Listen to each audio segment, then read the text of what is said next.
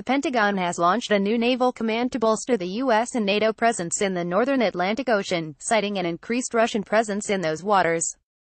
The return to great power competition and a resurgent Russia demands that NATO refocus on the Atlantic to ensure dedicated reinforcement of the continent and demonstrate a capable and credible deterrence effect, Johnny Michael, a Pentagon spokesman, said on May 4.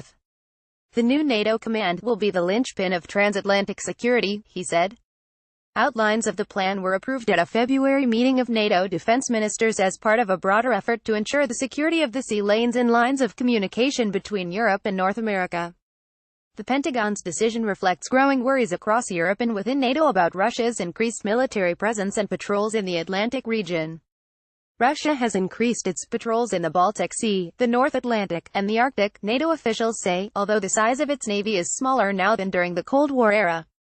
Despite evidence that Russia's weak economy forced Moscow to slash military spending by 20% last year, Czech Army General Petr Pavel, the chairman of NATO's military committee, told RFE/RL in an interview that NATO still must build up its defenses. Russian military capabilities, both conventional and nuclear, are significant, he said. And we simply cannot be blind to an increase of defense capabilities in all services, all domains. That's why we have to react. Under the new plan, the United States will set up NATO's new Atlantic Command headquarters in Norfolk, Virginia, where the Pentagon is also offering to host a proposed NATO Joint Force Command.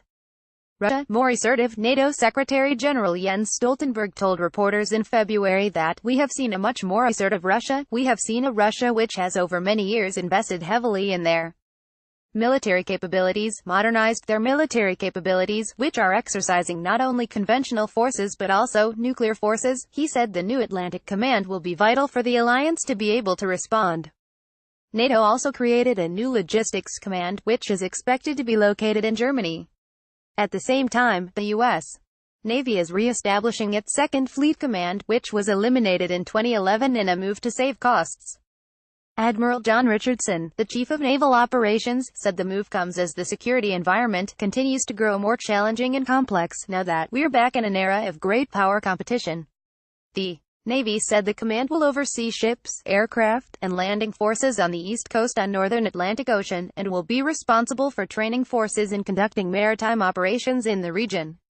Restarting the command was one of several recommendations in a Navy study done following 2 deadly ship collisions last year that killed a total of 17 sailors. The command will begin operations July 1. It will report to U.S. fleet forces, and will initially include 11 officers and 4 enlisted personnel. Those numbers will eventually increase to more than 250 personnel, the Pentagon said. With reporting by AP and Reuters.